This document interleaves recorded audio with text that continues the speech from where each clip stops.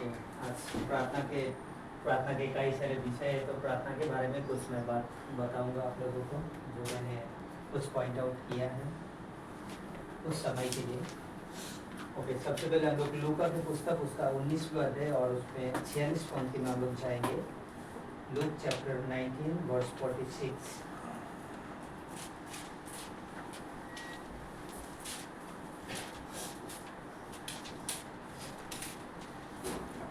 यहाँ पे आप लोग पढ़ते हैं लूक चैप्टर 19 और उसका 46 पंक्ति। और उसने कहा, लिखा है, मेरा घर प्रार्थना का घर होगा, परंतु तुमने उसे डाकुओं की खो बना दिया है। तो यहाँ पर जब हम देखते हैं कि लूका की पुस्तक में यीशु मसीह खुद किसे कह रहे हैं, जो टेंपल में कार्य कर रहे हैं, या तो जो उसके नीचे जो बिजनेस कर रहे हैं, यीशु मसीह के घर, यीशु मसीह ने कह रहा है कि ये प्रार्थना का घर होगा। लेकिन वहाँ पे क्या हो रहा है, डाकुओं का खो यानी कि डाकुओं का अड्डा लगा हुआ है एक प्रकार से, क्योंकि वहाँ पे लोग बिजनेस कर रहे हैं यीशु के नाम से या तो उस मंदिर के आगे। हाँ, वो करना एक प्रकार से देखा जाए तो एक प्रकार से गलत भी नहीं है। क्यों? क्योंकि कई सारे दूर से यरूशलेम के कई अलग क्षेत्रों से जब लोग ट्रैवलिंग करके, यानी कि वो पैदल ही ज़्यादातर ट्रैवलिंग करते थे उन दिनों में, तो आते थे तो भेड़ बकरा या चरावा चढ़ाने के लिए साथ में लेके आना उनके लिए बहुत मुश्किल था। लेकिन वो लोग क्या करते थे, जस्ट वो सारी चीज बेच के या जो भी चीज करके लोग पैसे इकट्ठा करके लेके आते थे कि परमेश्वर के भवन में चढ़ाए या चढ़ावा देना है। तो वहाँ पे एक प्रकार से जो बेच रहे थे, तो उनमें क्यों वो गलत हो रहे हैं वहाँ पे, क्योंकि लोग आ रहे इतना दूर से तो वो लेके नहीं आ सकते, तो लोग क्या कर रहे थे, दे रहे थे, वहाँ पे आके खरीद रहे थे और परमेश्वर को चढ़ा रहे थे। लेकिन यहाँ पे क्या हो रहा था, जो सपोज मान लीजिए 10 रुपए की चीज है, ये लोग 20 रुपए में बेच रहे हैं, वो क्या है, वो गलत था।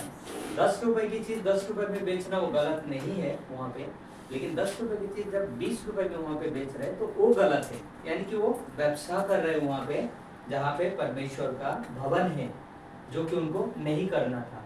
लेकिन यहाँ पे यीशु मसीह गुस्सा आता है और लोगों को वहाँ से हटाता है, और इस स्टेटमेंट को यीशु मसीह खुद कहते हैं। लेकिन जब हम प्रार्थना के बारे में देखते हैं कि प्रार्थना क्या है, एक्चुअली प्रार्थना सिंपल अगर साधारण शब्द से हम कहें, प्रार्थना ये है कि हम परमेश्वर के साथ बात करते हैं। जिस ईश्वर को हम मानते हैं, जो जीवित है, उसके साथ बात करना साधारण तरीके से हम कह सकते हैं। जैसे कि एक व्यक्ति को जीने के लिए क्या चाहिए, सबसे बड़ी चीज होता है हमारे लिए ऑक्सीजन, हम कह सकते हैं एक प्रकार से। अगर ऑक्सीजन नहीं है, सारी चीज हमारे पास उपलब्ध है, तो हम नहीं जीवित रह सकते। बाकी चीज बाद में है, लेकिन सबसे पहले हमें जो जरूरी चीज है वो है ऑक्सीजन। तो प्रेयर हमारे एक विश्वासी जीवन के लिए ऑक्सीजन की समान ही है। एक विश्वासी के जीवन प्रेयर के बिना हम जीना बहुत कठिन है। और दूसरी बात है, जैसे कि एक आसमान पे अगर हम लोग पंछी को देखते हैं, एक पंछी का 2 विंग होता है, यानी कि 2 दाना होता है उड़ने के लिए उसके पास। तो उसके पास अगर एक नहीं है तो सही रीति से उड़ नहीं सकते, ना उड़ ही सकते हैं, उड़ ही नहीं पाएंगे।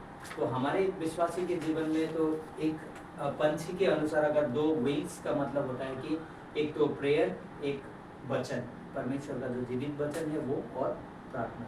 तो आज हम खाली प्रार्थना के बारे में देखते हैं। तो एक प्रसिद्ध व्यक्ति जो 18वीं सदी के व्यक्ति हैं, जो जॉर्ज मुलर, उन्होंने एक अच्छा स्टेटमेंट कहा था कि स्टेटमेंट इस प्रकार लिखा है कि जब हम प्रार्थना करते हैं तो हम परमेश्वर से बात करते हैं, और जब हम परमेश्वर के वचन को पढ़ते हैं तो परमेश्वर हमसे बात करते हैं। उन्होंने ये स्टेटमेंट कहा था।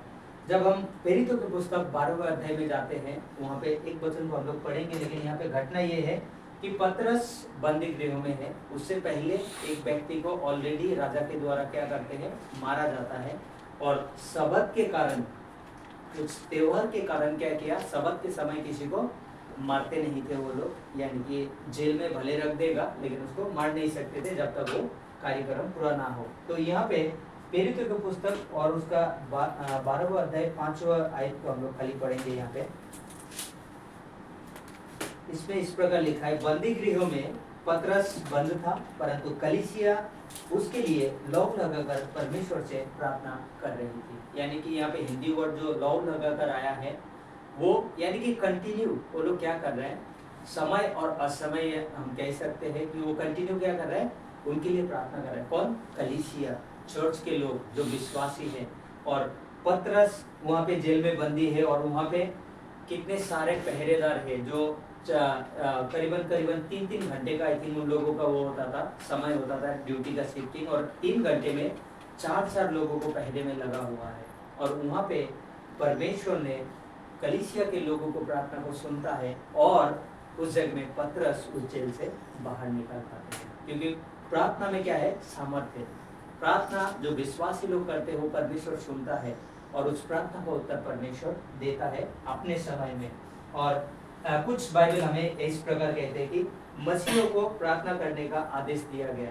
सबसे पहले जो पॉइंट मैंने यहाँ पे नोट किया वो है कि एक मसीह होने के नाते परमेश्वर ने हमें क्या किया, एक आदेश दिया प्रार्थना करने के लिए। जिस प्रकार से फिलिपी 4:6 में अगर हम लोग पढ़ते वहाँ पे लिखा है, किसी भी बात की चिंता मत करो, परंतु हर एक बात में तुम्हारे निवेदन, प्रार्थना और विनती के द्वारा धन्यवाद के साथ परमेश्वर के सम्मुख उपस्थित किया जाए। यानी कि किसी बात की चिंता मत करो, लेकिन तुम क्या करो, प्रार्थना करते रहो हर एक समय में।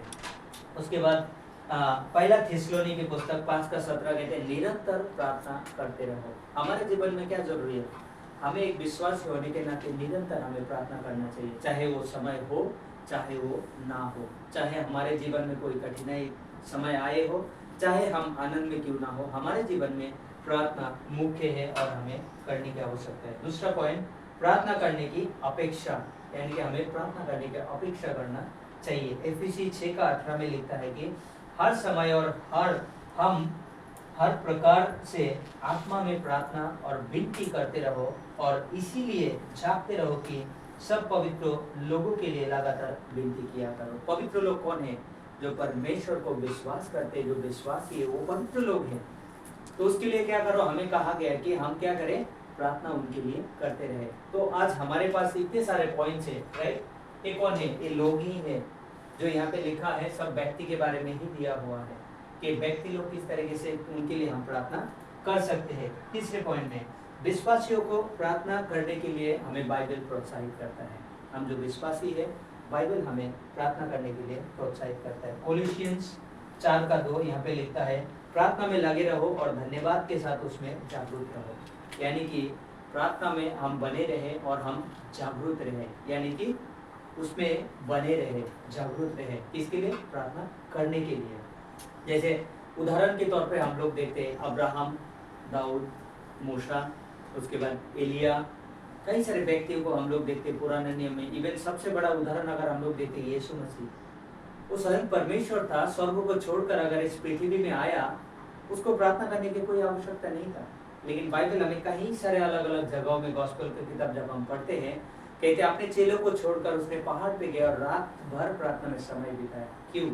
क्योंकि वो चाहता था कि परमेश्वर के साथ वो प्रार्थना के द्वारा बने रहे। वो चाहता था कि परमेश्वर के साथ उसकी जो संगति है प्रार्थना के द्वारा, परमेश्वर के साथ वो हमेशा बात करना चाहता था, क्योंकि वो प्रार्थना में परमेश्वर या पिता के साथ में वो हमेशा बना हुआ था। उसके बाद जब हम देखते हैं कि पुराने समय में जो चर्च की सृष्टि को जब हम देखते हैं, जो परमेश्वर ने वायदा किया था और पतरस के द्वारा, और वहाँ पे हम लोग देखते हैं कि चर्च की शुरुआत होता है और वो लोग 4 चीज़ों में बने हुए थे। उसमें से एक तो प्रार्थना था।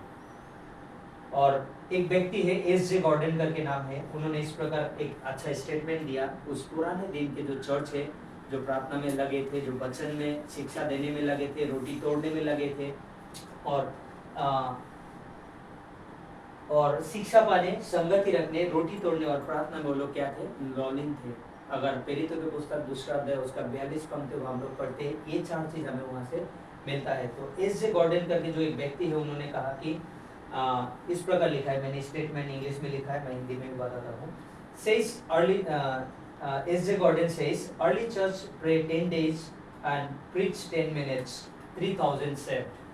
Nowadays, 10 minutes pray and 10 day preaching and wonder why we don't have similar result. यहाँ पे कह रहा है कि जो पुराने समय के चर्च थे, जब यीशु मसीह को उठा लिया गया, यानी कि यीशु मसीह 40 दिन इस धरती में जब मरने के बाद जीवित हुआ, 40 दिन था हम जानते हैं। उसके बाद वो उठा लिया गया जीवित, और उसके 10 दिन बाद पवित्र आत्मा आता है। तो 10 दिन ये लोग क्या कर रहे थे? ऊपर एक कोठरी में ये लोग प्रार्थना कर रहे थे। परमेश्वर के लोग एक होकर वो लोग संगति कर रहे थे। और वहाँ पे हम क्या देखते हैं, 10 दिन बाद जब पतरस कुछ समय के लिए और उसकी टीम मिलकर, यानी कि जो चेले थे, प्रार्थना करने के बाद जब वहाँ पे प्रचार करते हैं, तो वहाँ पे 3000 लोग उद्धार में आते हैं, क्योंकि उन्होंने 10 दिन से सोचिए प्रार्थना कर रहे हैं इस चीज़ों के लिए, और परमेश्वर पवित्र आत्मा भेजता है और जिसके द्वारा ये कार्य हम देख पाते हैं। तो इन्होंने इसके लिए इन्होंने इस प्रकार कहा कि पुराने समय के कलीसिया के लोग 10 दिन प्रार्थना करके 10 मिनट प्रचार करके 3000 लोग उद्धार में आए। लेकिन आज के दिन ऐसे होते हैं कि प्रचारक लोग 10 मिनट के लिए प्रार्थना करते हैं और 10 दिन वो प्रचार करते हैं, लेकिन रिजल्ट क्या है, कुछ हमें वैसा दिखते नहीं है। अंतिम में प्रार्थना हमारे लिए बहुत आवश्यक है, हमारे मसीह जीवन में ये हमारे एक अंग की तरह ही हम कह सकते हैं, क्योंकि प्रार्थना के बिना हम जीना हमारे लिए मुश्किल है। क्योंकि प्रार्थना, परमेश्वर हमेशा चाहता है कि हम प्रार्थना करें। क्यों? परमेश्वर हमेशा चाहता है हम उसके साथ संगति में बने रहें। और जब हम परमेश्वर किसी के साथ बात करना, सिंपल अगर हम संसार में किसी के साथ बात करना चाहते हैं, तो हम जब बात करते हैं तभी तो हम जान पाते हैं एक दूसरे को या एक दूसरे के बारे में। तो परमेश्वर के साथ जब हम बात करते हैं, एक संगति होता है, और परमेश्वर को हम प्रार्थना में क्या करते हैं, उनके साथ हम बात करते हैं। परमेश्वर हमेशा चाहता है, उसका बेटा और बेटी होने के नाते परमेश्वर हमेशा चाहता है कि मेरा बेटा और मेरा बेटी कब मेरे पास आए, कब मेरे से बात करे। वो सुबह से लेकर इंतजार करता है परमेश्वर हमारे प्रति कि वो कब आए और मेरे साथ वो बात करे। क्योंकि परमेश्वर अपने वचन दिया जिसके द्वारा हमसे बात करता है। तो हमारे विश्वासी जीवन में हमें ये जरूरी है कि हम प्रार्थना करें, कि हम परमेश्वर के साथ सिंपल बात करें। परमेश्वर यही चाहता है। और जब हम देखते हैं कि प्रार्थना के द्वारा सदैव इस संसार में चर्च के आध्यात्मिक रूप से उन्नति हमेशा हुआ है। तो इसके लिए मैं यही कहना चाहूँगा कि हम प्रार्थना करें। किसके लिए? अपने लिए, दूसरे के लिए, लोगों को उद्धार के लिए। क्योंकि लोग आज संसार में क्या है, खोए हुए हैं। लोग आज संसार में अंधकार में हैं। तो लोगों की क्या चीज़ क्या हो सकता है, सच्चे परमेश्वर क्या हो सकता है। तो किस तरीके से संभव होगा? जब हम एकत्रित होकर परमेश्वर के पास से हम मांगेंगे, जब हम प्रार्थना करेंगे, तो परमेश्वर क्या करेगा पता है? दरवाजा खोलेगा। कुछ समय पहले शायद हम यहाँ पे नहीं थे, लेकिन एक दूसरे को आज हम जानते हैं। क्यों? क्योंकि परमेश्वर ने हमें मिलाया, परमेश्वर ने हमें संगति में लेके आया। क्योंकि प्रार्थना के द्वारा हर एक चीज़ संभव हो सकता है। क्योंकि परमेश्वर का वचन देते हैं कि धर्मी जन का जो प्रार्थना है वो परमेश्वर सुनता है और उत्तर देता है। प्रकाशित वाक्य हमें क्या कहते हैं कि जो हमारी प्रार्थना है वो सोने के कचौरे के साथ में परमेश्वर के पास जाता है, और उस परमेश्वर उस प्रार्थना को उत्तर हमें देता है। तो मैं यही उत्साहित करूंगा आज के वचन के द्वारा कि आइए हम मिलकर प्रार्थना करें, और जो असंभव चीज़ है वो परमेश्वर करेगा। जो हम कर सकते हैं हम करें हमारी ओर से, लेकिन जो हम नहीं कर सकते हैं परमेश्वर उस कार्य को जरूर करेगा। आमीन।